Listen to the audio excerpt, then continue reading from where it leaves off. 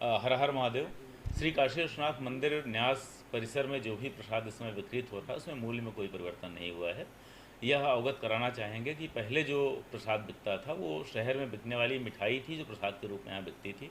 उसमें कई इशूज आ गए थे। उदाहरण के लिए अभी जो कुछ मंदिरों के बारे में आपने सुना होगा, कंट्रोवर्सीज थी प्रसाद की शुद्धता को लेकर, शुचिता को लेकर, पवित्रता को लेकर, उसमें प्रयुक्त सामग्री को लेकर। तो इसके चलते श्री काशी विश्वनाथ मंदिर न्यास ने यह संकल्प किया, यह निर्णय लिया कि प्रसाद अब स्वयं निर्माण कराया जाएगा।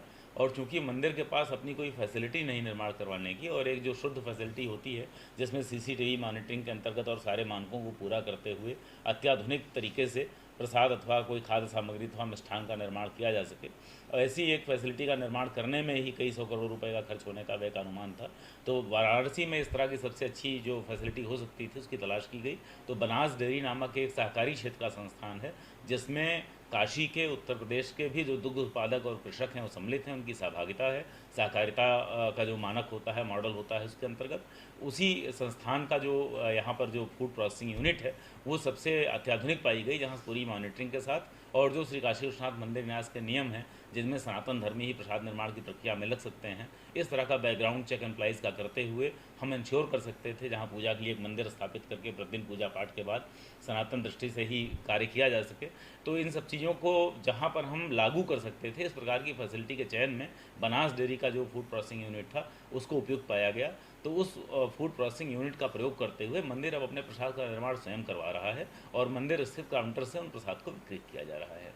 इस प्रकार से जो प्रसाद निर्माण की प्रक्रिया होती है, जाहिर सी बात है जब मास स्केल पर कहीं मिठाई बनती है तो उसका रेट अलग होगा, और जब केवल प्रसाद बनेगा उसका स्केल भी कम होगा, वो सीमित मात्रा में बनेगा। और मंदिर में निर्माण इकाई बनाएगी और उसमें जो कंपोनेंट प्रयोग किए जा रहे हैं वो श्री विश्वेश्वर को अर्पित बेलपत्र जो है उनका चूर्ण बनाकर 0.07% का उनका एक कंपोनेंट है। प्रत्येक लड्डू में कम से कम इतना प्रतिशत बेलपत्र, बिल्वपत्र जो शैव मत में बहुत ही शुद्ध माना गया है, पवित्र माना गया है और वो ईश्वेश्वर को अर्पित भी है, वह उसमें सम्मिलित है। तो इस नाते उसकी शुद्धता और शुद्धता को बनाए रखते हुए उसका जो कॉस्ट ऑफ मैन्युफैक्चरिंग है, जिसको बनाने की जो लागत आती है वो थोड़ी सी ज़्यादा हो रही है, परंतु उसके बाद भी वह सीमा के अंतर ही है। 120 रुपये का 200 ग्राम का पैकेट मिल रहा है और जो भक्तगण हैं उनके द्वारा बहुत अच्छा रिस्पांस भी है, लोग इसको पसंद कर रहे हैं, लोग तारीफ़ कर रहे हैं कि वास्तव में विशिष्ट रूप से मिठाई खाने में और प्रसाद खाने में अंतर होना चाहिए। तो जो हमने अपना फीडबैक लिया अपने श्रद्धालुओं से, श्रद्धालुओं ने भी इसकी प्रशंसा की है। तो विश्वेश्वर प्रसन्न हैं, श्रद्धालु प्रसन्न है और मंदिर न्यास अपनी तरफ से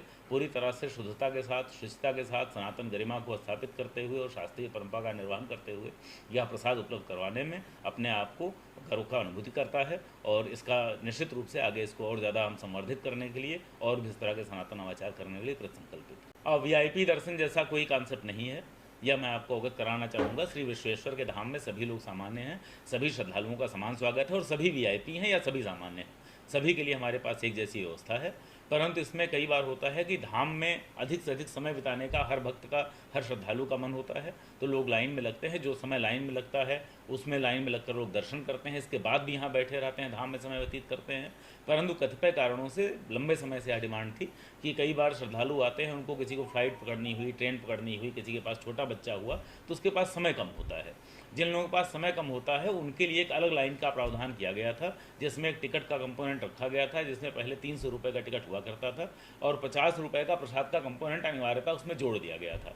परंतु बाद में अभी जब तंदूल महाप्रसाद लागू किया गया तो यह भी एक मत आया सामने कि हो सकता है व्यक्ति को अधिक प्रसाद की आवश्यकता हो या प्रसाद की आवश्यकता ना हो, वो जहाँ जा रहा हो उस दिन प्रसाद ना ले जा सकता हो।